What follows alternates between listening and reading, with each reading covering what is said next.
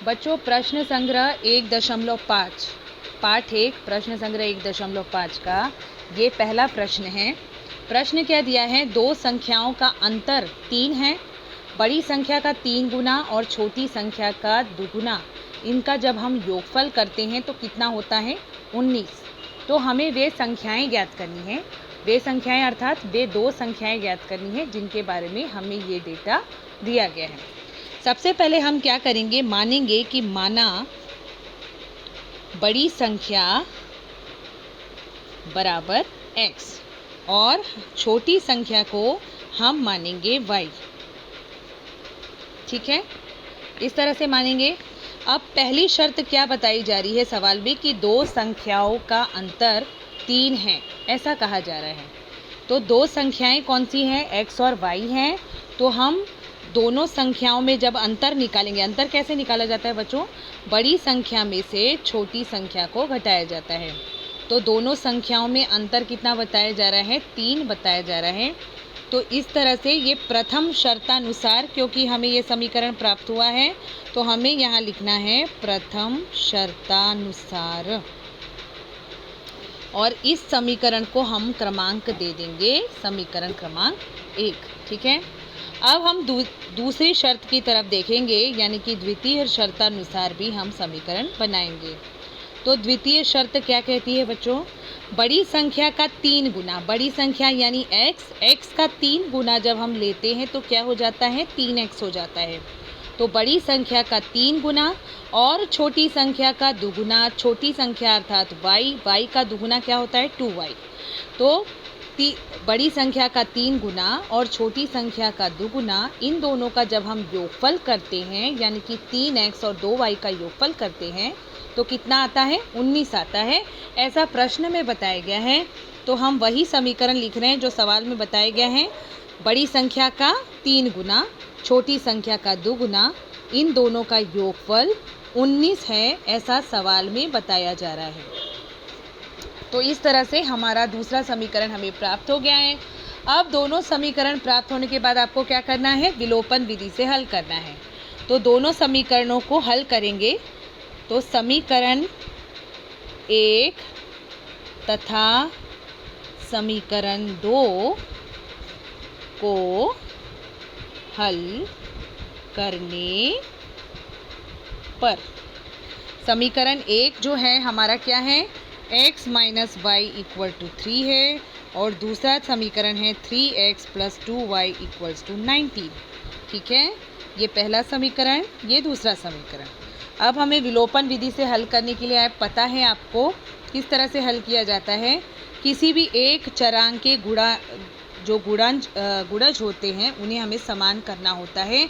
For example यदि ये 3x है तो इसको 3x बनाना होगा, या ये 2y है तो इसे भी आप 2y बना सकते हैं। तो किसी भी एक चरांक, या तो y के गुणांक को समान करना है या तो x के गुणांक को समान करना है। तो हम क्या करेंगे, समीकरण 1 में 2 से गुणा करेंगे। 2 से गुणा क्यों कर रहे हैं, ताकि y का गुणांक 2 हो और नीचे वाले 2y के समान वो हो जाए। ठीक है, तभी विलोपन संभव हो सकेगा। दूसरे समीकरण में हमें कोई बदलाव नहीं करना है, इसीलिए दूसरे समीकरण में हम 1 से गुणा करेंगे, पहले समीकरण में हम 2 से गुणा करेंगे। जब हम 2 से गुणा करते हैं तो पहले समीकरण में देखिए 2 का गुणा x के साथ 2x आएगा, माइनस 2 का गुणा y के साथ तो 2y आएगा, 2 का गुणा 3 के साथ तो 6 आएगा। दूसरा समीकरण आपको पहले की ही तरह मिलेगा, इस तरह से। क्योंकि हमने ये नए समीकरण प्राप्त किए हैं इसीलिए इनका क्रमांक भी नया हो जाएगा। इस तरह से हमारे पास 2 समीकरण आ गए हैं। अब हम क्या करेंगे बच्चों, यहाँ पर आप देख सकते हैं -2y है और यहाँ पर +2y है। तो विलोपन के लिए अब हमें यहाँ क्या करना होगा, विलोपन के लिए हम दोनों समीकरणों को साथ में हल करने वाले हैं। तो आप देख सकते हैं यहाँ एक -2y है और एक +2y है, इनका सीधा सीधा विलोपन हो जाएगा, यानी कि ये सीधा सीधा कैंसिल हो जाएंगे। क्यों ऐसा हो रहा है, क्योंकि एक 2y के पास प्लस साइन है और दूसरे 2y के पास माइनस साइन है।